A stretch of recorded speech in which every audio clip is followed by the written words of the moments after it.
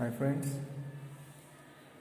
तो आपण DSC versus DTA बघणार आहोत.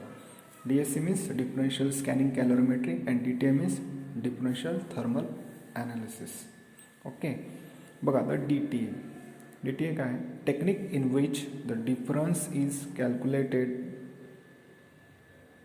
between the temperatures required by the reference and sample when the heat flow is kept in a same for both. म्हणजे आपण काय करतो, इथे रेफरन्स आणि सॅम्पल असे दोन्ही पुट करतो, ठेवतो आणि त्यांना एक हीट फ्लो प्रोव्हाइड करतो.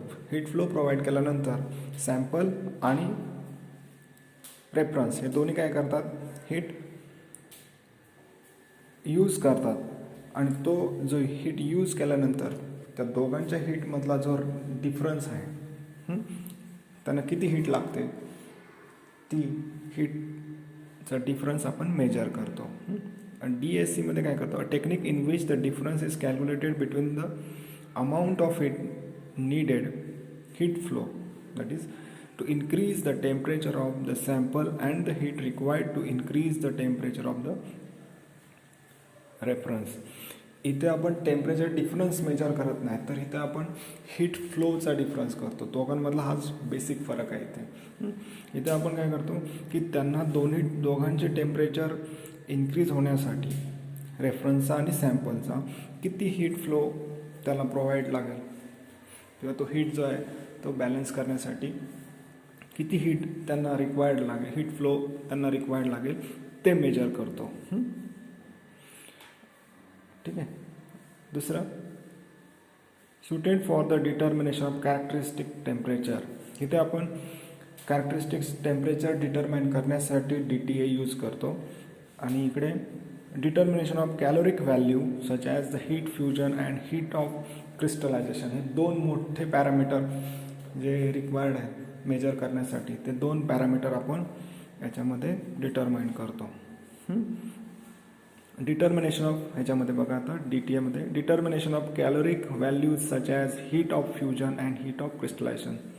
याच्यामध्ये पण सेम आपण कॅलोरिक व्हॅल्यूज डिटर्माइन करू शकतो, same as DTA, but temperature difference can be converted into heat flux difference in milliwatt by means of appropriate calibration. याच्यामध्ये पण करता येऊ शकतं सेम लाईक DTA, पण फक्त इथे तुम्हाला काही कन्वर्जन्स करावे लागतात. ठीक आहे, हा बेसिक दोघांमधला डिफरन्स आहे.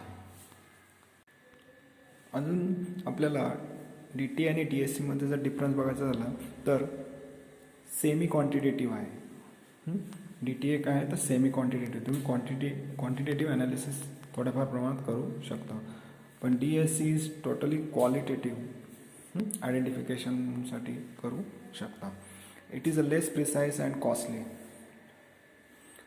पण DSC मोर प्रिसाइज आहे अँड कॉस्टली आहे. लेस कॉस्टली आहे तर हा मोर कॉस्टली आहे, लेस प्रिसाइज आहे तर हा मोर प्रिसाइज आहे.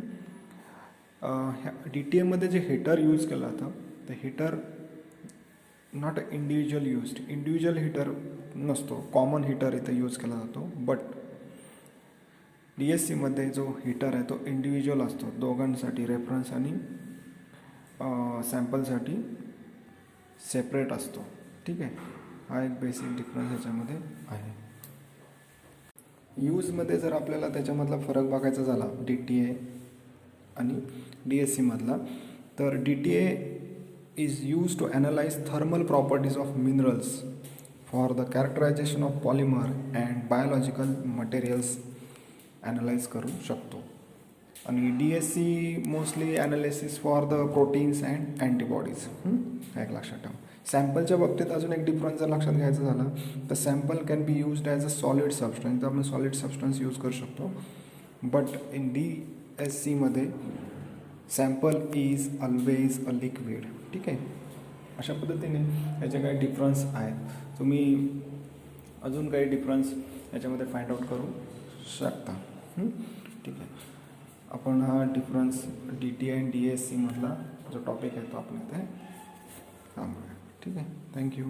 याचे नोट्स प्रॉपरली फाइंड आउट करा. मी तुम्हाला याचा डिफरन्स शेअर करतो स्क्रीनशॉट, ठीक आहे. अजूनही तुम्हाला काही त्याच्यामध्ये पॉईंट्स किंवा नोट्स काढताना तुम्हाला जर त्याच्यामध्ये डिफरन्स काही सापडले तर ते तुम्ही त्यात ॲड करू शकता. ओके.